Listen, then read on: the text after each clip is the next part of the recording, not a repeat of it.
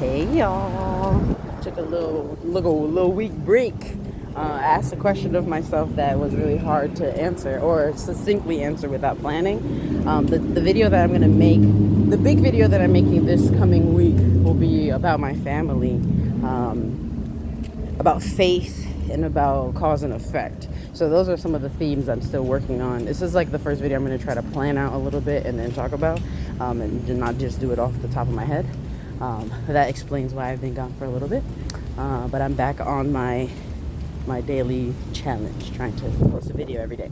But today what I wanted to talk about, because someone recently commented on a video that I made last year. It was me breaking down U.S. chattel slavery, so how the slavery system helped to form America's economy, how it then, the way that they treated African slaves that were bought and stolen, right, because some of them were sold in Africa because there was a market for it, and then also some people were stolen, but how those effects, like the social effects of that, why is it that in America, why is it that there were slaves everywhere, but only in America were people defined by their servitude, right? And so someone commented on it saying something about, history, history's in the past, there's no need to dwell on it, slavery exists today, and it has nothing to do with us, and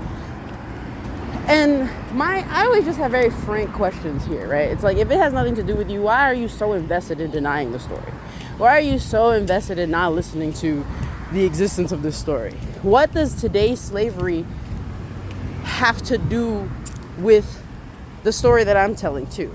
Would it not also be justification? If there can be people who can be disrespected, if there are people who can be enslaved, then wouldn't that make it okay for a lot of other people to be enslaved? And instead of just being, well, like, slavery is everywhere, why can't we then try to understand the roots of slavery? And I think it's very frustrating to hear on both ends, right? Hearing white people be like, black people need to get over all this stuff, and then black people also being like, white people need to listen and stop telling people to get over all this stuff. They need to get over all this stuff too.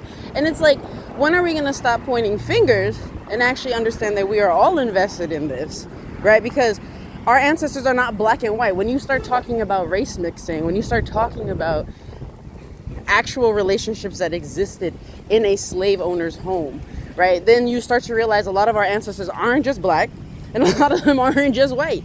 They are mixed the fuck up. And so what is this? What are we trying to, extricate? We're trying to separate ourselves out from each other as though white does not define black and black does not define white in how it was created. Not in general. I'm not saying and I feel like that's annoying when a lot of people define blackness through whiteness or whiteness through blackness, but we also have to understand the legacy of how it was made in this country, what it meant to be white and black, and how we continue to uphold those things now, right? Because if we associate whiteness with power, that's still an association that we're making. If you associate blackness with helplessness, that's still an association we're making, and we live it out. And of course there's physical manifestations of that, like I think about the hood, but there's also hoods that exist for black and white people. There's too many people and too many things that exist outside of this story just about black and white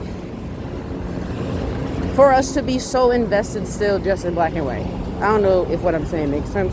Feels like it's pretty clear to me, but yeah, I'm just thinking about, like, everybody plays a different role, right, on a team. Not everybody's going to be the leader, right? Not everybody's going to be making, like, too many chefs in the kitchen type shit, right? If there's too many people in the kitchen, things actually aren't going to get done. So everybody plays a role. And it's like, it's not, my job is not to tell people, my job is not to tell white people that they're racist. That's for white people to reckon with on their own. You know what I'm saying? But it's also, I'm also a person that I'm like, if you see something, say something, right? But it's not my job then to get super invested in your healing process, because my healing process is not the same as your healing process, but we're both healing. So I just feel like I feel like everybody is super invested in these stories, right? And then the answer is not to be like, oh, we're post-race. There's no racism anymore. So fuck all that. What y'all talking about? It's called delusion. That's delusional. We are not post-race because race is still a thing. It's still very much a thing that affects people's brains. It's an ideology that we have not quite kicked. We don't even really, people deny the fact that this is happening. So then clearly we're not all on the same page. So I don't know. The get over it thing never really seems to work because, I mean, it makes me think of trauma, right? You don't tell people to just get off over trauma or the things that have happened that created, because trauma is not the event, but the effects on your body, right? So you can't tell somebody to just get over trauma. That's something that needs to be processed and released. And I've been learning that community plays a central role in how we do that. So when we have community that's separated still, but we're trying to heal these century-old wounds. That's all I gotta say about it today, truly.